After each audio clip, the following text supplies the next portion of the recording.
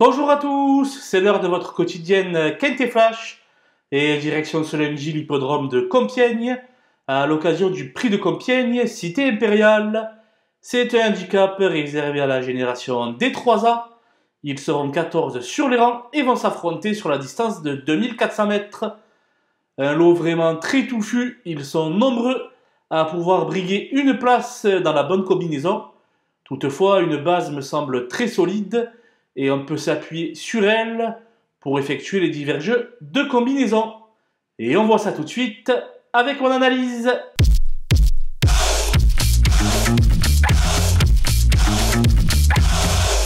Les bases avec le 2 Marelli qui s'était montré à son avantage le 14 août à Clairefontaine pour son premier quintet en s'emparant de la deuxième place. Toujours vue à l'arrivée en 3 essais sur le site du Putois, elle fait naturellement partie des lauréats en puissance. Le 6 Rue de l'Aude avait terminé 3e derrière Marelli lors du quintet du 14 août à Clairefontaine. Plus revue depuis, elle a pu reprendre un bol de fraîcheur et comme elle fait toutes ses courses, elle fait ici figure de solides points d'appui. Le 12 Baera vient d'ouvrir son palmarès de belle manière le 9 août sur la piste de Vichy. Pour son premier handicap, elle semble prise à une valeur très correcte. Supplémentée par son entourage, c'est une possible révélation à ce niveau. Les opposants avec le 5 Clair de Lune qui a un peu déçu lors de la course référence du 14 août.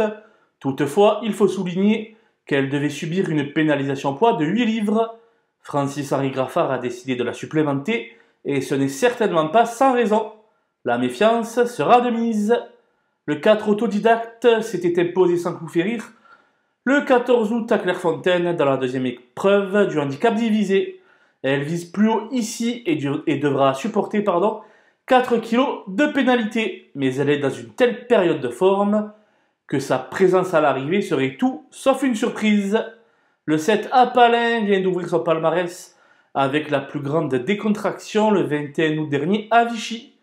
Ses limites demeurent inconnues et une confirmation est donc logiquement attendue.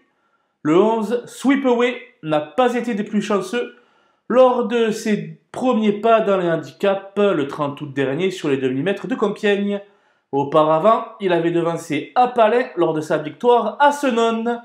Il mérite donc d'être racheté en grande confiance.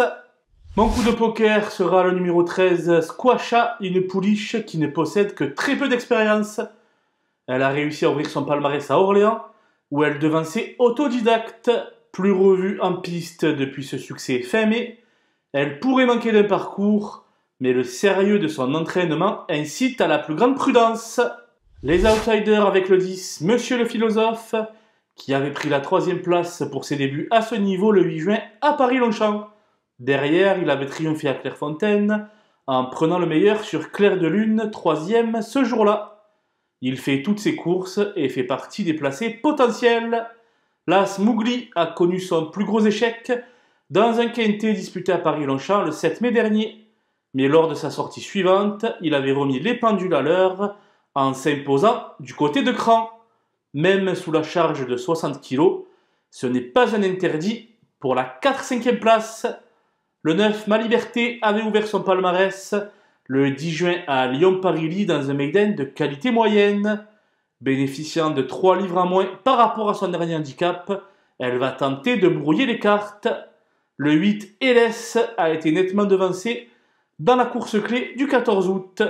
Depuis, elle s'est bien reprise en se classant 2e d'une classe 2 sur l'anneau de Clairefontaine. Elle ne fait pas partie des priorités, mais ne peut être interdite pour une place en bout de combinaison. Il est très difficile d'écarter des chevaux dans cette épreuve, tant les 14 concurrents se tiennent de très près. Toutefois, il faut faire des choix, et donc j'ai décidé d'écarter le 14 Pure Power, qui a été devancé par 2 fois par Autodidacte, mais également par Mougli de 9 longueurs lors de ses débuts.